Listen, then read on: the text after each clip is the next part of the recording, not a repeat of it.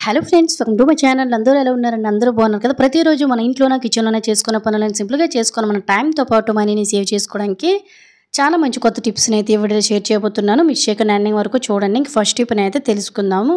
ప్రతిరోజు మన ఇంట్లోనే వాడే మిక్సీ కానీ గ్రైండర్లు కానీ ఈ విధంగా జిడ్డుగా నల్లగా అయిపోయి చాలా చిరాగ్గా ఉంటాయి కదండి. కిచెన్లోనూ ఎప్పుడు కూడా మిక్సీ అనేది నీట్గా ఉండాలంటే ఎలా క్లీన్ చేసుకోవాలో చూద్దామండి. సో ఇది ఓన్లీ మిక్సీ గ్రైండర్లకే కాకుండా మిర్రర్స్ కూడా క్లీన్ చేసుకోవచ్చు అనమాట. సో దీనికోసం నేను చిన్న బౌల్లోన మనం పళ్ళ తోముకునే పేస్ట్ అనేది ఉంటుంది కదండి. సో ఏదైనా కూడా కొంచెం తీసుకొని కొంచెం వాటర్ యాడ్ చేసేసుకొని ఇలా ఒక ఓల్డ్ బ్రష్ తోటి చక్కగా మనము వారానికి ఒక్కసారి క్లీన్ చేస్తే సరిపోతుందండి. ఇటువంటి మిక్సీలు కానీ గ్రైండర్లు కానీ ఎక్కువగా కిచెన్లో యూజ్ చేస్తూ ఉంటాము. అలాగే మనము కిచెన్లో వంట చేసేటప్పుడు ఆ జిడ్డు మురుకు కూడా ఎక్కువగా పడుతుంది కాబట్టి ఇటువంటి ఐటమ్స్ అన్నిటిని సింపుల్గా ఇలా క్లీన్ చేసుకున్నాం అనుకోండి, మురికి జిడ్డు అంతా పోతుంది. అలాగే ఐటమ్స్ అనేవి కొత్త వాటిలో ఉంటాయి. మురికి అయితే చూసారు కదా ఎంత వస్తుందో.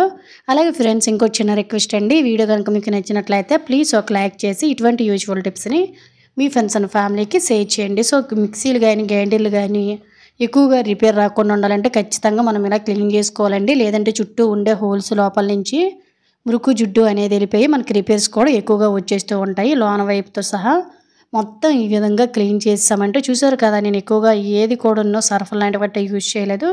జస్ట్ కొంచెం కోల్గేట్ పేస్ట్ తోటి ఈ విధంగా క్లీన్ చేసుకుని ఒక తొడగడ్డ పొడిగొడ్డతో తుడిచేసామంటే చాలా నీట్గా ఉంటుంది. మిక్సీ కానీ గ్రైండర్ కానీ యూజ్ అవుతుందంటే ట్రై చేయండి. సెకండ్ టిప్ని అయితే చూద్దాం. ఇంట్లో నా బిస్కెట్లు చిన్నపిల్లలు ఉన్నారనుకుంటే ఖచ్చితంగా స్టోర్ చేసుకుంటూనే ఉంటాం కదండి, తింటూనే ఉంటారు కాబట్టి పిల్లలు. అలాంటప్పుడు గాయలు అనేది వెళ్ళిపోయినా కప్పు అనేది ఒక్కొక్కసారి టైట్గా లేకపోయినా కూడా మెత్తపడిపోతూ ఉంటాయి.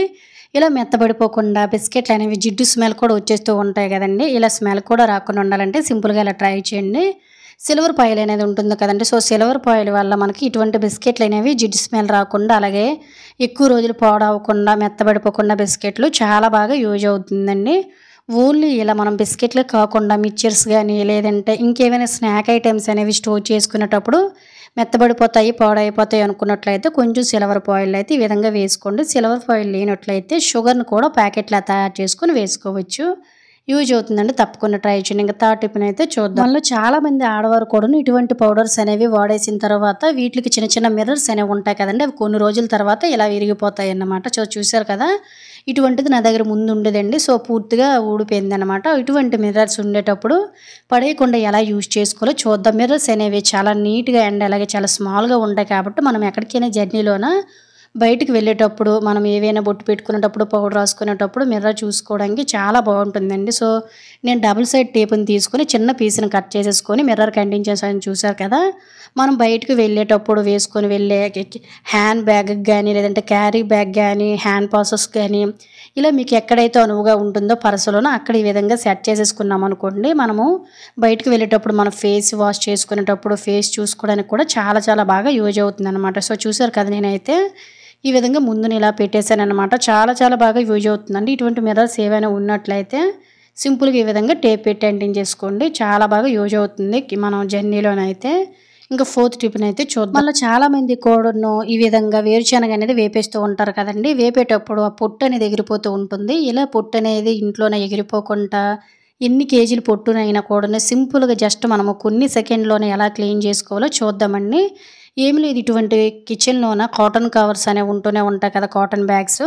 వాటిల్లో ఈ విధంగా పలుకులన్నీ కూడా మనం వేపేసిన తర్వాత ఈ విధంగా వీడియోలో చూపిస్తున్న విధంగా చేతితో అటు ఇటు రఫ్ చేసామనుకోండి, మొత్తం పొట్టు మొత్తం ఊడొచ్చేస్తుంది. అలాగే మనము ఇంట్లోన కూడాను వీటిల్ని ఊదకుండా సింపుల్గా బయటికి తీసుకొని వెళ్ళి బాల్కనీలో కానీ ఈ విధంగా బయటకు పోయేటట్టు నోటుతోటి 4-5 సార్లు ఈ విధంగా కదిపేసుకొని ఊదేసామనుకోండి, మొత్తం పొట్టు అంతా బయటకు పోతుంది.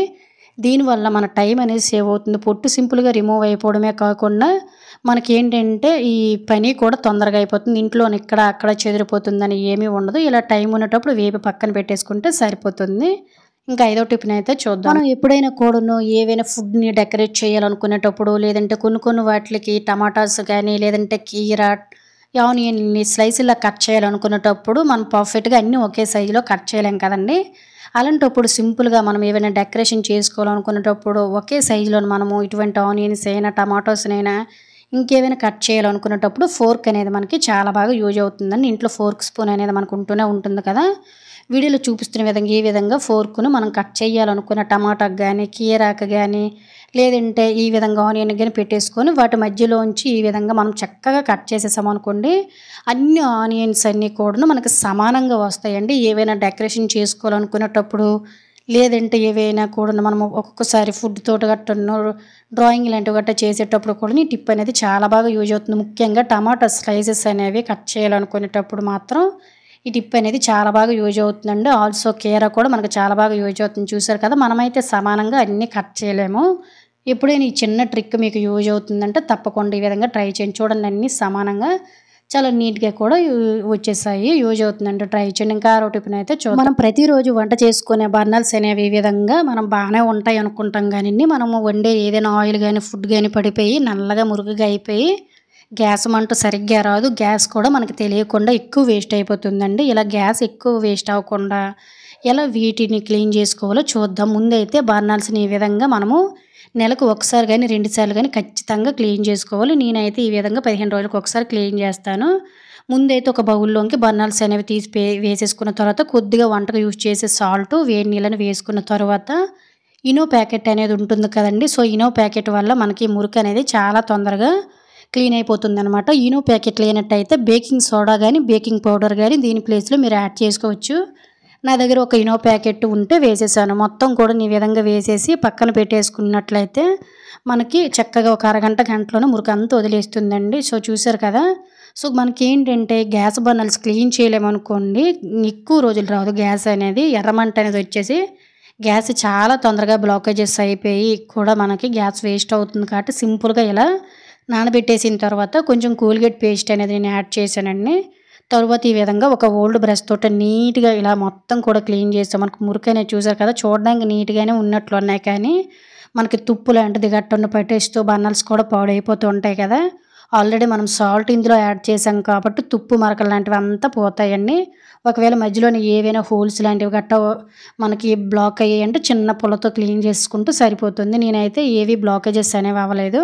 జస్ట్ నేనైతే బ్రష్ తోటి ఈ విధంగా క్లీన్ చేసి 2, 3 సార్లు వాష్ చేసేసి నీట్‌గా తుడుచుకొని వాడుకున్నామంటే గ్యాస్ అనేది సేవ్ అవుతుందండి. ఎర్రమంట అనేది రాదు. వంట కూడా చాలా త్వరగా అయిపోతుంది. దీనివల్ల మన టైము సేవ్ అవుతుంది. మనీ కూడా సేవ్ అవుతుంది. యూజ్ అవుతుందంటే తప్పకుండా ట్రై చేయండి. చూసారు కదా! బర్నర్స్ అనేవి ఏ విధంగా ఉన్నాయి. మాది ఓల్డ్ స్టవ్ కాబట్టి బర్నర్స్ అనేవి ఇదే విధంగా ఉంటాయండి. మీది కొత్త స్టవ్ అయితే ఇంక నార్మల్ స్టేజ్‌లోకి వచ్చేస్తాయి. యూజ్ అవుతుందంటే తప్పకుండా ట్రై చేయండి. ఇంకేడో టిప్‌నైతే చూద్దాము. ఎప్పుడైనా కూడాను ఇంట్లోన ఫిష్ గానీ వేపేటప్పుడు లేదంటే వర్షాకాలంలో గానీ, చలికాలంలో గానీ ఇల్లు అనేది మనకి కొంచెం చెమ్మ స్మెల్ అంటే ముక్కంపులాగా వచ్చేసి చేపలు కూడా వేపేటప్పుడు కూడాను మనకి సో, ఆ స్మెల్ అంతా ఇంటి నిండా స్ప్రెడ్ అయిపోతుంది కదా! అలాంటప్పుడు సింపుల్‌గా ఇలా ట్రై చేయండి. స్టవ్ అనేది వెలిగించేసుకొని ఈ విధంగా ఒక కాఫీ ప్యాకెట్‌ని తీసేసుకొని ఈ విధంగా మీకు నచ్చిన ఏ కాఫీ పౌడర్‌నైనా తీసేసుకొని ఈ విధంగా మనం ఒక స్పూన్ తోటి ఈ కాఫీ పౌడర్ నుంచి వచ్చే పొగంతా కూడా మన ఇంటి నిండా స్ప్రెడ్ అయ్యేటట్టయితే ఈ విధంగా మనమైతే చక్కగా వేడి చేసుకోవాల్సి ఉంటుంది. అంటే కొంచెం వేపినట్టు చేసుకోవాల్సి ఉంటుంది. ఇది చేసేటప్పుడు ఇల్లంతా కూడాను మనము డోర్స్ అనేవి క్లోజ్ చేసేసామనుకోండి, ఇల్లంతా కూడాను మనకి మంచి స్మెల్ వస్తుంది. ఇంట్లోన దోమలు, పురుగులు లాంటివి ఉన్నా కూడా పోతాయండి. ఒక్కొక్కసారి పీతలు ఉండేటప్పుడు, ఫిష్ ఫ్రై చేసేటప్పుడు ఆ స్మెల్ ఇంట్లో నుంచి అస్సలు పోదు కదా! అలాంటప్పుడు సింపుల్‌గా ఈ విధంగా ఒక్కసారి ట్రై చేసి చూడండి. ఇంట్లోనే ఉండే నెగెటివ్ ఎనర్జీ కూడా పోతుందనమాట. సో, దీన్ని క్లీన్ చేయడం కూడా చాలా చాలా సులభమేనండి. వెంటనే వేడిగా ఉండేటప్పుడు వాటర్ పోస్తే ఈ కాఫీ కూడా పోతుంది. పెనం కూడా నీట్‌గా ఉంటుంది. Thank you very much.